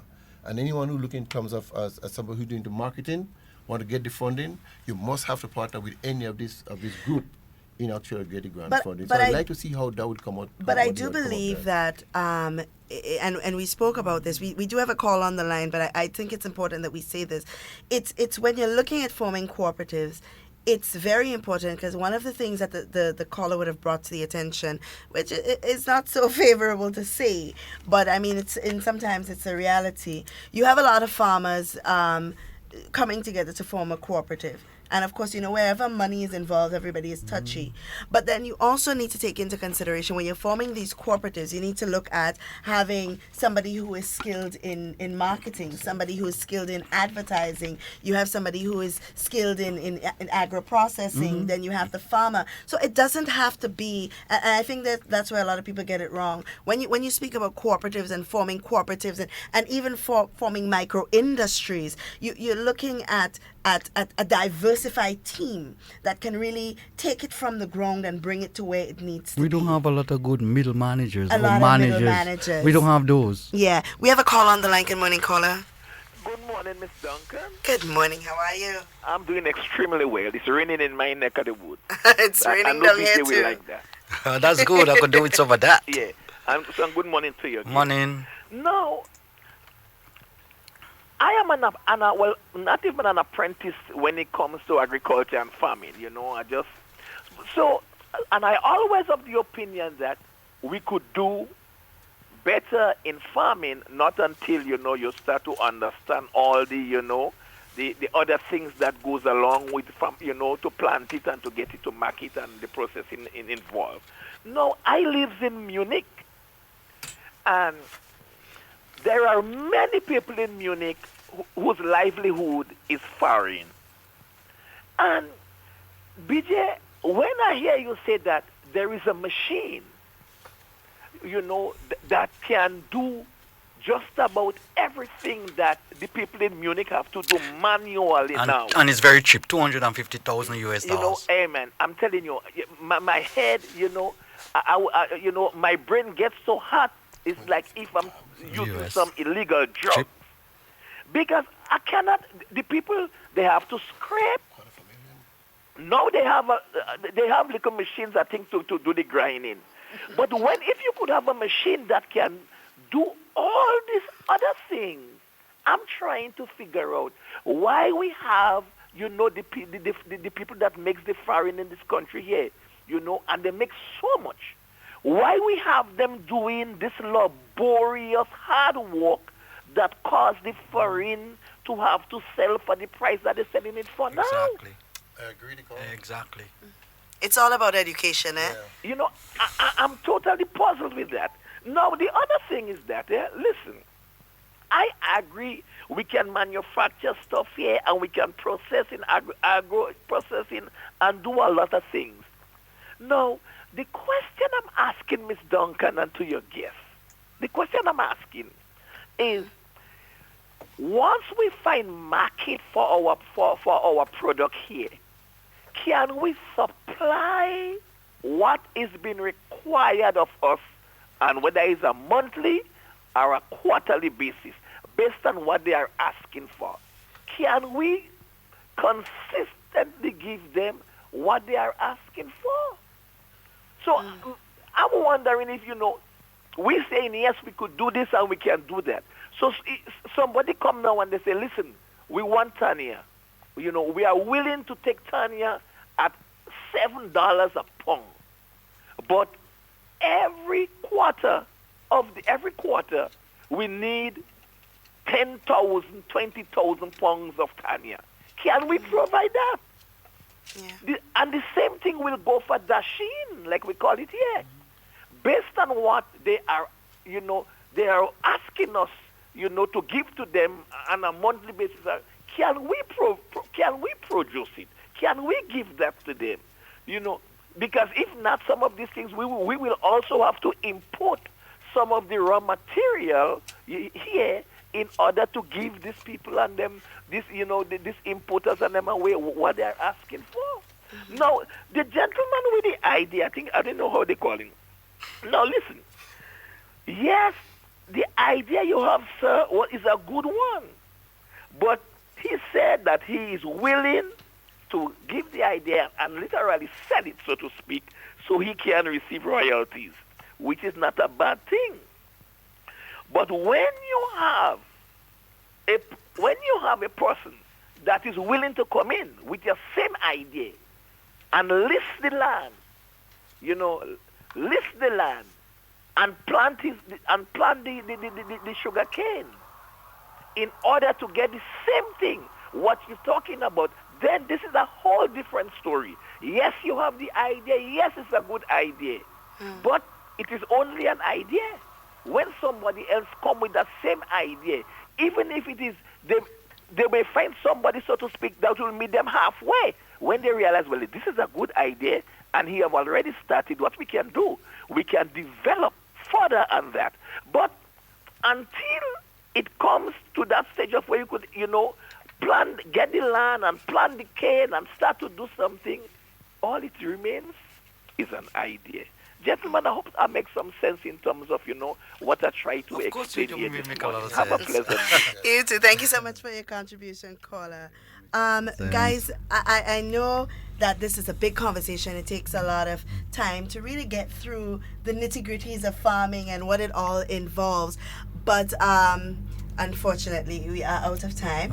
And I'd like to just take this opportunity to say thank you to you guys for coming here and sitting with us, and of course giving your very objective opinions on what you think we can all do to improve, to better farming and agriculture in Grenada. I hope to have you guys back soon again, whenever you're ready, of course. So we can start the conversation, guys. As I always say, it takes every single one of us in every aspect, in every industry, in every part of of every sector in Grenada. It takes every single one of us to help those sectors to grow. We all can play a very active role in getting that done. So guys, do you have any closing remarks that you would like to share with us? Well, out of the discussion we had today, that persons will get ideas in terms of to improve the agricultural sector, whether it's agrotourism or even the same agro-processor who called it that may hear something that we take today, or even BJ mentioned, to get some machinery to assist in your production. Because if you don't have the equipment to assist you to produce what you're producing, and as you have the laborious work, you have a tendency to want to finance that into your end product. But if you continue to look for innovative way to make work easier, to make the financial strain less on you, I think you'll find that you're hearing some of the comments that they're making, or some of the requests that they're making would be easier. And as a farmers organization, we have two things we want to focus on this year. We want to bring compost to the market, where in terms of using the granular and the chemical fertilizer, to start looking in terms of producing healthy and using more of the compost, and we're doing that.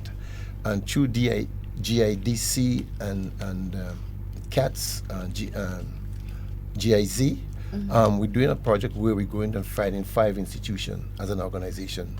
We go into that institution and ask them, what do you want us to produce for you? Now we're producing for them.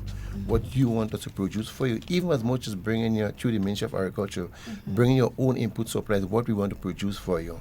So we really want to focus on that as an organization this year, in terms of the compost, working with GIDC to actually assist us in terms of the same marketing, in some of the same that somebody called us talk about, to actually make ourselves as an organization more equipped in industry to supply fruit and vegetables to market. All right. Any last comments, BJ? Last comment, very short. With regard to the agriculture sector, I would like to see us take a planned, collective approach, because if you don't know where you're going, any road taking you there, you can take anyone. Absolutely. You go end up there. Absolutely. So guys, it's always a pleasure speaking with you. Of course, we are out of time, but in whatever you say and whatever you do, be safe, be secure. We always want to be talking with you and never about you. Enjoy the remainder of your day.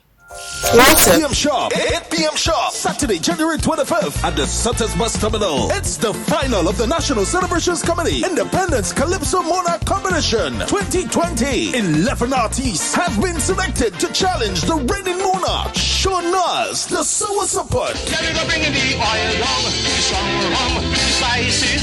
Admission free. Come out in your numbers and witness for yourself. Will Sour Support hold on to his reign, or will Rootsman Kelly, Teacher Eddie, Hawks, Stunner, Zena, Gun, Katura, The Reporter, Denson, Professor Shaggy, or Royalty rise to the occasion? Only time will tell. Remember the date, Saturday, January 25th, 8 p.m. Sutters Bus Terminal. It's the final of the Independence Calypso Competition.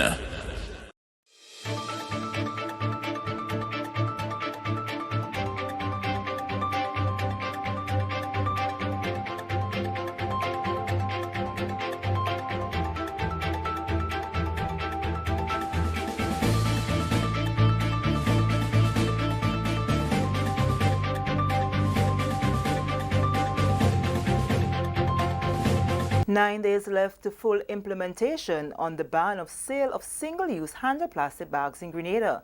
Details to this story and more in the National Report.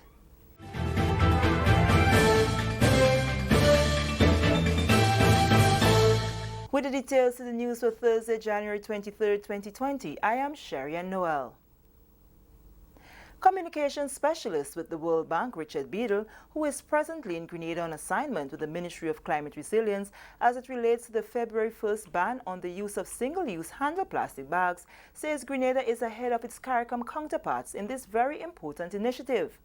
Beadle made the comments during an interview on GIS Spice Morning Show Thursday. February 2019 involved phase 1 of the process, with the ban on importation and local manufacturing of single-use plastic shopping bags with handles. A 10-month interval then followed to allow for depletion of stocks on island. Phase 2 began in December 2019 with a ban on the sale or offer for sale of single-use plastic shopping bags with handles. Now that the third phase is about to unfold, persons shall not offer for sale any food item in or with a single-use plastic shopping bag with handle. Certainly, I think Grenada is ahead of what is happening in the Eastern Caribbean in general because of this really aggressive and progressive move to curb the potential of plastic pollution affecting Pure Grenada, so affecting the Pure Grenada brand. And I believe, my focus is strictly with the public education aspect of it. Assisting the ministry in reaching out to the public and getting that groundswell of support. Mr. Beadle says there are a number of Grenadians who from different strata of society who have always clamored for the ban of single-use plastic due to unsightly littering. There have been many individual environmental activists, or just people who understand what's going on, who believe that this is just the right thing to do at the right time. And so they're in swell of support. A week ago, just an unofficial survey, walking into supermarkets, asking the cashiers and point of sale clerks, assessed about a 50-50 voluntary compliance with Grenadian shoppers, deciding to carry their own durable, reusable shopping bags or boxes, suitcases, or whatever they can find. People are volunteering to do it because the truth is it's not so difficult to do. The ministry, he says, is trying to keep in step with what is good for sustainable development. The big question, however, is if there are still single-use handle bags plastic in stock. Ernie James, attached to the Ministry of Trade, says the compliance with the legislation will have to be upkept. We, as the Ministry of Trade and then Climate Resilience, we've been having discussion on that matter because we are aware that there may be one or two suppliers out there with some level of stock on hand. And this is a decision that we haven't come up with, but we know that the legislation states that the first, you cannot sell or offer for sale any plastic bag with handle bags.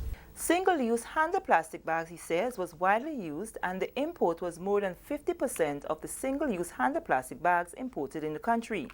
James says with the effective rollout of the ban on importation and now the ban on single-use handle plastics as of February 1st, the next step is the ban on importation of certain plastic utensils as of March 1st, 2020.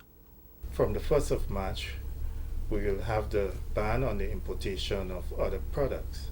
Like non-biodegradable products. For example, the plastic straws, the disposable plastic plates and cups and things.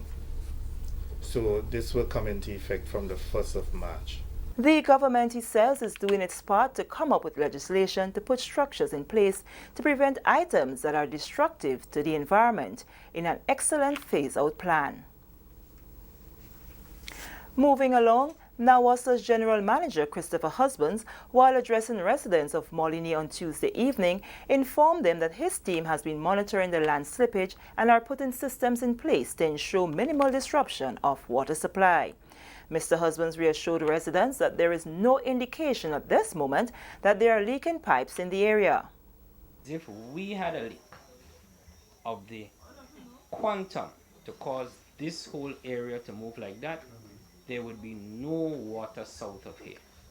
You understand me? The size of the movement that's taking place there, the gravity of the situation, had it been an issue that was basically caused by NAWASA, we won't get water downstream. But we have taken steps before, because if we losing water, we don't want to lose water. So we haven't ignored it. We have taken the necessary steps, and we will be continuing to monitor it, because at some point, as the structure supporting the pipe is eroded, the pipe is going to start to leak, So I don't want you to go up there next week and see the pipe leaking and say, oh God, I didn't go to WeiVybz, I had the answer already, because the pipe is going to start to leak as the support beneath it erodes. And once it starts to leak, we are going to have to switch to the new line we're putting up. The Nawasa General Manager says over the last 2 months, his team has been constantly monitoring the area. On Friday, he says there is a planned water supply interruption to facilitate connection of the temporary bypass of the main water supply. That is to connect the temporary bypass we have now to the main line. Again, just trying to be proactive and to reduce downtime when the main line is affected. There has been a secondary fracture that's developed about 10 feet from the wall, which clearly is going to affect the pipe this time. While we were safe in the first run, now where you see the secondary line of fracture, we're clearly going to be affected with that one.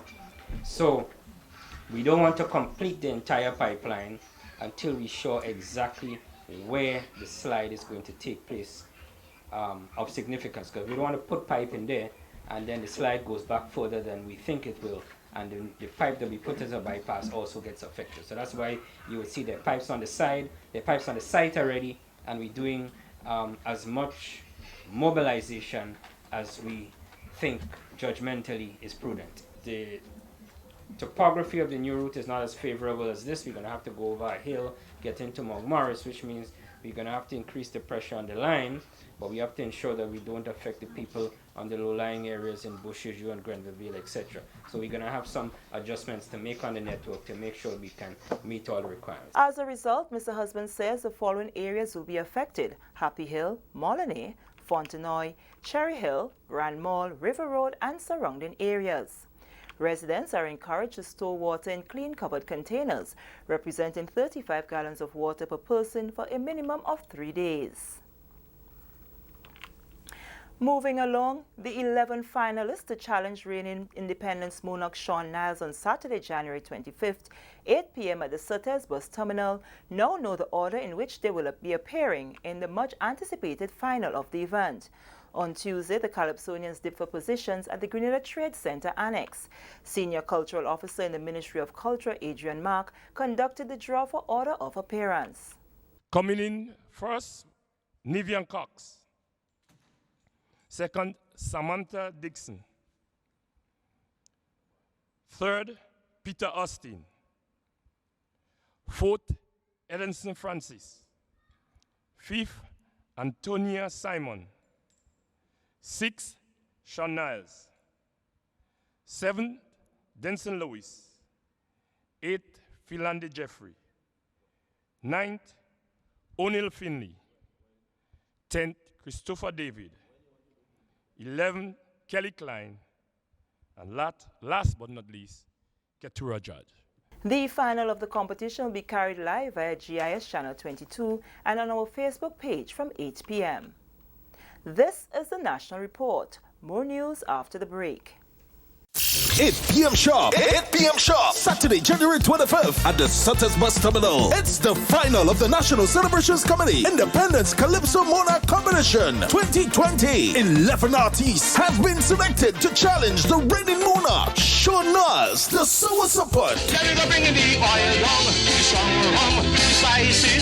Admission free. Come out in your numbers and witness for yourself. Will Sour Support hold on to his reign, or will Rootsman Kelly, Teacher Eddie, Hawks, Stunner, Zena, Gun, Katura, The Reporter, Denson, Professor Shaggy, or Royalty rise to the occasion? Only time will tell. Remember the date, Saturday, January 25th, 8 p.m. Sutter's Bus Terminal. It's the final of the Independence Calypso Competition.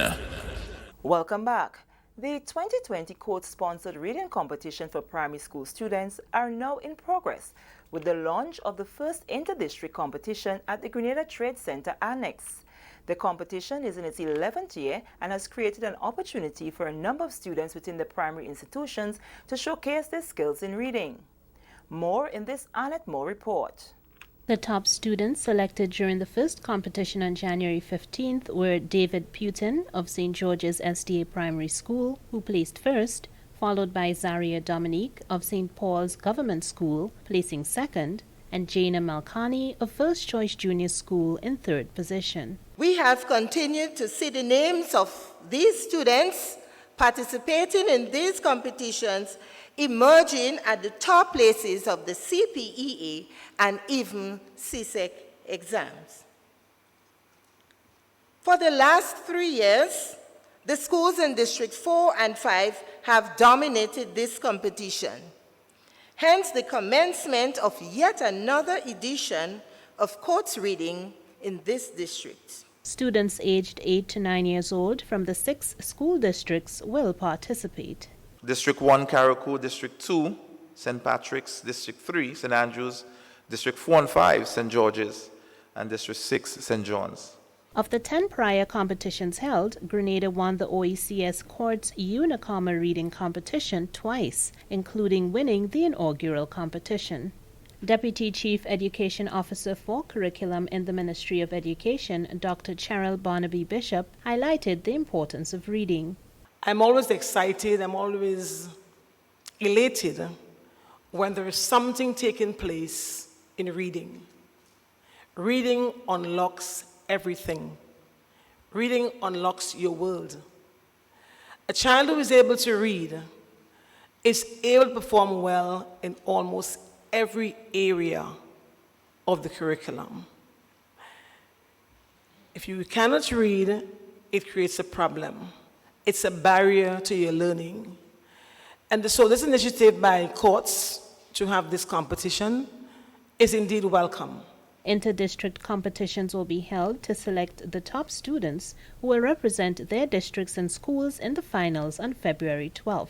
The marketing officer for Courts Unicomma, DeLeon Walters, explained that the courts reading competition, now in its 12th year, is resuming after a short break taken to assist the island of Dominica. In 2018, we saw the absence of the competition as a result of the passage of Hurricane Maria in Dominica.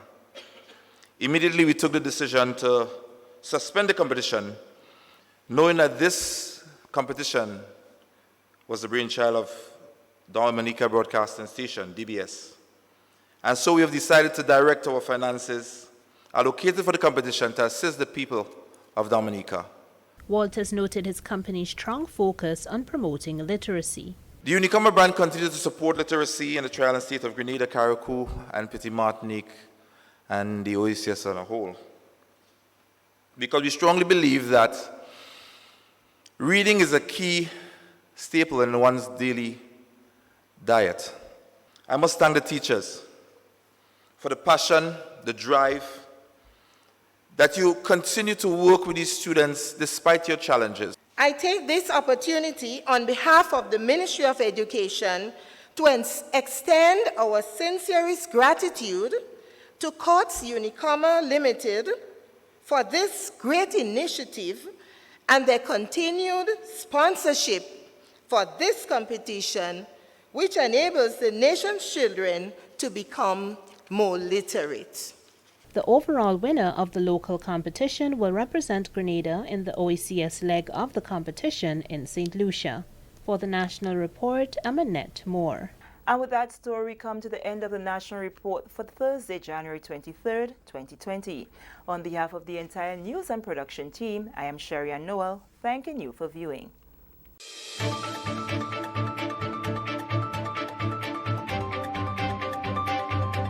8 p.m. sharp. 8 p.m. sharp. Saturday, January 25th at the Sutters Bus Terminal. It's the final of the National Celebrations Committee Independence Calypso Monarch Competition 2020. 11 artists have been selected to challenge the reigning monarch. Show us the sour support.